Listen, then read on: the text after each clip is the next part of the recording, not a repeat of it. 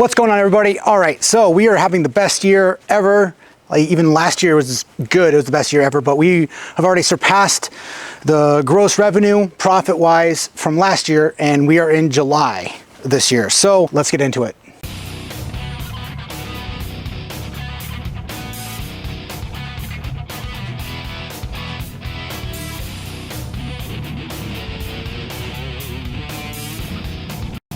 All right, so we're in the office. I'm gonna throw some B-roll up here so you guys don't have to look at my face the whole time. I don't know what it's gonna be, maybe a truck, trailer, whatever equipment, and then maybe other, other videos we've got going on. But just got back from vacation. Been fantastic, two weeks off, didn't upload anything. You probably, you didn't notice or anything like that, but yeah, it was awesome. It was fantastic, went to Alaska, fun times. So let's get right into it. We'll go over the Alaska trip and vacation and everything in another video, but having the best year ever in my business. Last year was the best year ever in the business as well, and we are absolutely dwarfing it because we just surpassed last year's revenue total this year in July. So, and actually the beginning of July. We're a third away, give or take, less than that, first week of July, and man, fantastic. Now, a couple things, I kind of looked over some stuff because I'm just getting back into the groove of things. Looked over some stuff, why, what's the reason for this, and I've got 7 good things that, pretty much that, I had some of them last year, don't get me wrong, but this year I've hit it hard, really hard actually, and it's shown for itself for sure. Profit-wise, yeah, I could definitely do a little bit better on net profit percentages, but gross revenue is there. People are still calling me. I sold 2 jobs while I was on vacation, like my wife will say, because you're never really off. If you're a small business owner, you're always going to answer, sometimes here and there kind of thing. I did hire one of my subs to be like my foreman for the time that he could do like the gopher stuff while I was gone. It worked out pretty good, although, he was uncomfortable. Me not knowing, what to expect, not really giving him a clear scope of work kind of hindered it as well. But it worked out fine. There's definitely some things that I absolutely will do differently, and that's another video, and it's on my Patreon page, but I'll post some stuff about that as well on this channel. There's some mistakes I made for sure. But the 7 great things that I've done so far this year, main one, I would say, honestly, probably social media and the website. So social media and website, I've gotten all my work from, the proof of work. Just whatever you're doing, just document it. Take pictures of it. Hey, this is me with a phone. Hey, this is what's going on. It seems to me that customers respond more to video. They like to see your face, even though obviously look at me. I am just not at all like photogenic or any. I'm not like one of those TV star-ish looks. I'm just a fat guy on the camera basically. So. But they like to see the person behind the camera, person behind the work. I'm actually showing what I'm doing, what my guys are doing, all that kind of stuff. Here, this is this is what we're working with, so they can see progress, see what other people are doing in the area, kind of thing. That's helped out a lot. I get a lot of responses and views on the videos I post on my social media for my business page. Not obviously this channel or anything like that. We get a couple of views here and there on this channel, but.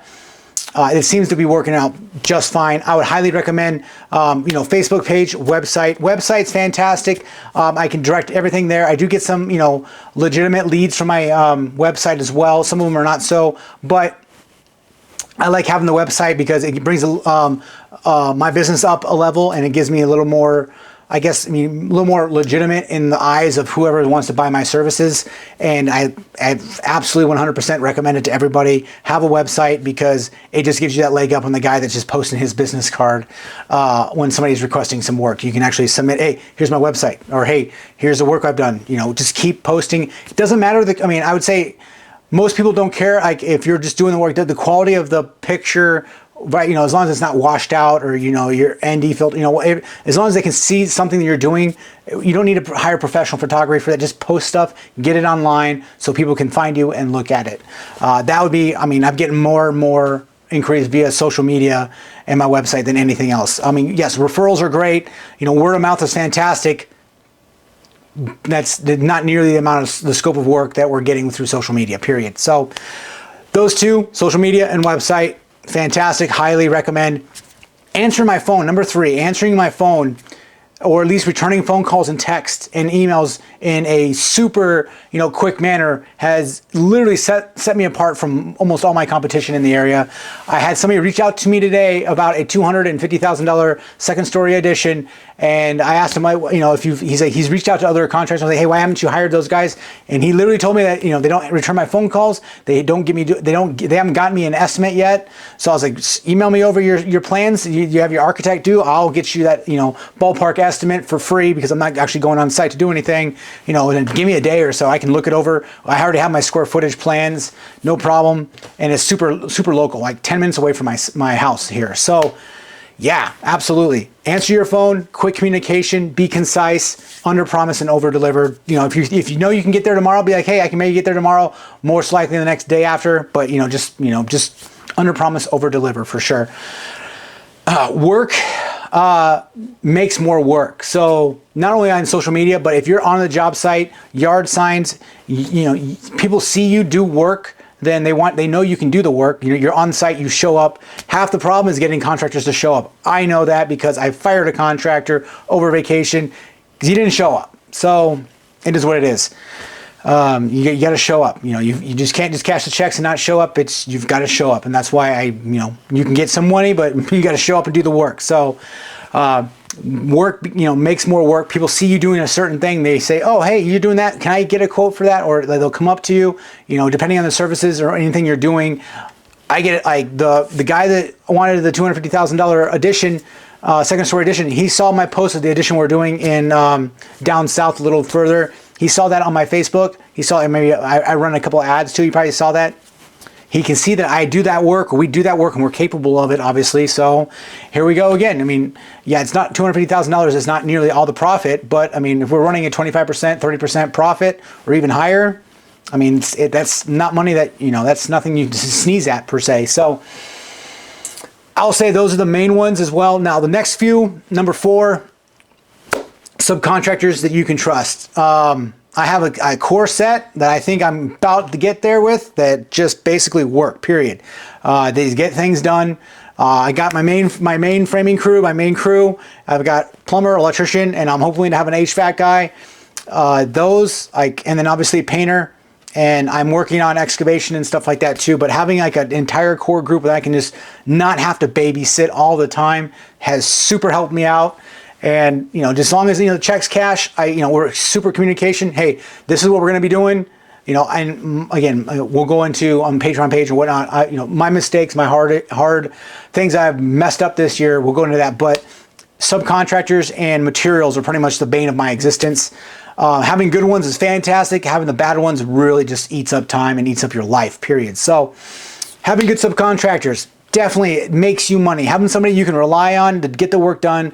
They're obviously well paid, but you don't need to babysit them, or like, hey, you can just trust them to do the work, is 150% worth it in my opinion. Like, I've never overpaid for a product that I needed, like a quality product, and I've never overpaid for a subcontractor who just literally just gets the job done for what he says he's going to get it done for, period. So I've overpaid for guys who are just bleep bags. They just suck.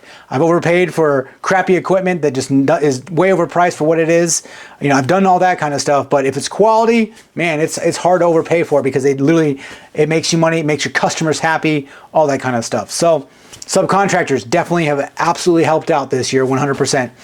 Number, I guess, 5, I charge for everything. Like everyone, I charge for estimates. On-site estimates, I charge for, period. Yes, it weeds out, it maybe loses me work, blah, blah, blah. I don't care. I charge for on-site estimates. I can basically, I can give you a square footage price for a new construction house. We're starting a new construction house later on this year.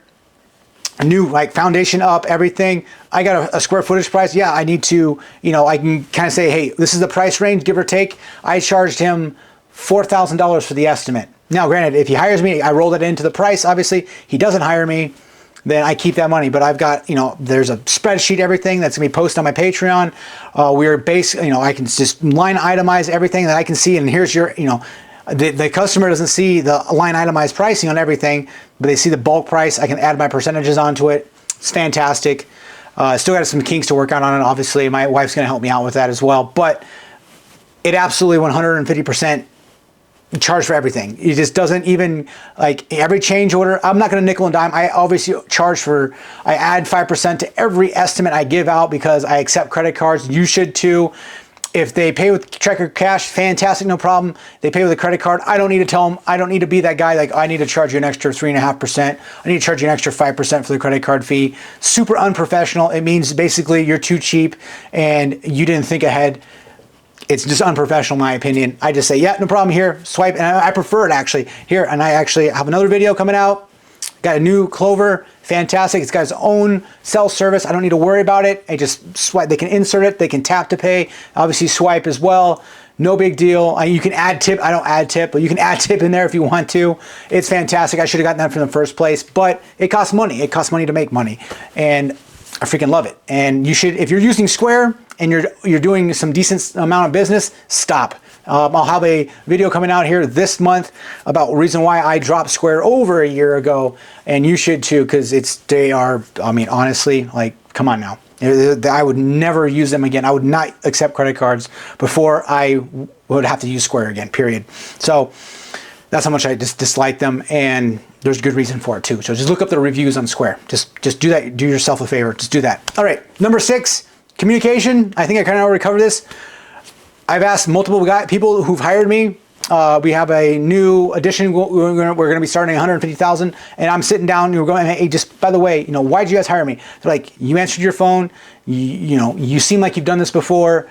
You've had an answer for most of the questions, and if you didn't, then you say, you'll find out. And then I basically return emails and phone calls, and they got the good feeling. They got the good and warm and fuzzies with me. So that's why they chose me to give me $150,000 to do something. So.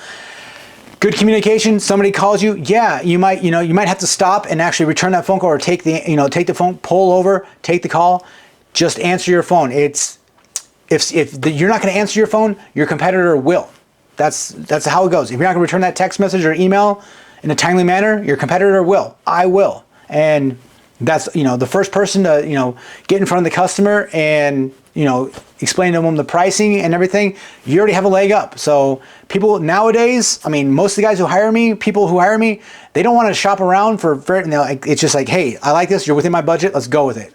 Like, some people want to price shop. They get the 10 or 15. That's why you charge for estimates. They're never going to pay for an estimate, on-site estimate, when they're wanting 10 or 15 quotes. They're just not going to do it. That's not the way they think they should go. So they're never your customer in the first place. So communication, 150%, do it. So last one, I will say equipment. Having my extra dump trailer this year has absolutely, just bailed me out sometimes, 100%. Like, because even the guy that I call, they can bring dump trailers relatively. He's on vacation. He's not available. He doesn't have something like it's just another phone call that I don't need to make. It's another expense I don't need to incur. Yes, I have a monthly expense for the not even remotely. That's such a small beans, small mentality. If you're thinking about like a $200, $300, $400, $500 a month payment, when literally you do one job and it's paid for itself for that month, and you 2 or 3 days, and you get the entire use of the dump trailer whenever you need to. I've gone to a job site, dropped it off. Hey, realized I needed it for something else. Went and picked it up, did it, got that money for that, brought it back. Still fantastic. Yeah, it takes some time to dump it. Yeah, you need a vehicle to actually tow the dump trailer. So just think ahead on that one. But equipment is fantastic. Again, equipment, we're going to have skid steer, tool trailer coming. There's plenty of, there is I don't want to, it don't grow. You only buy equipment when you can't afford not to. 150%. Now the tool trailer, I can say I don't need it. I can afford not to.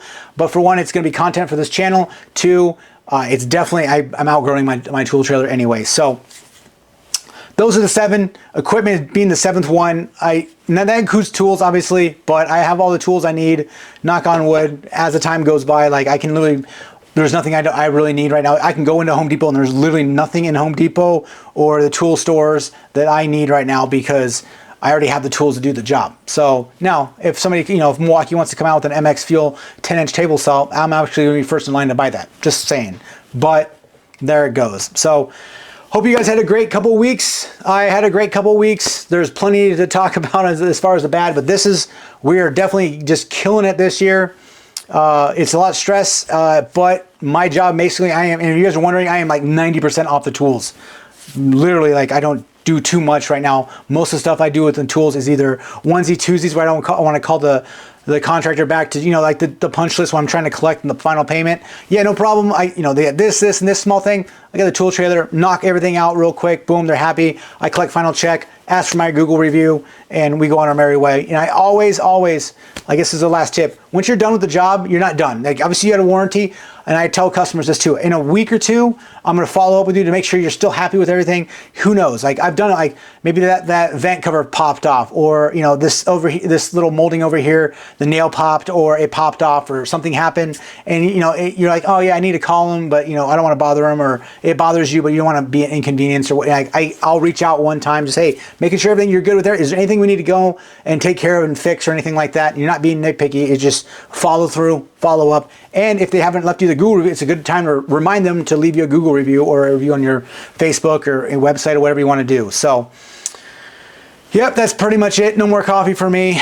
I guess we'll go on to the next video. Appreciate it, guys. I'll see you on the next one.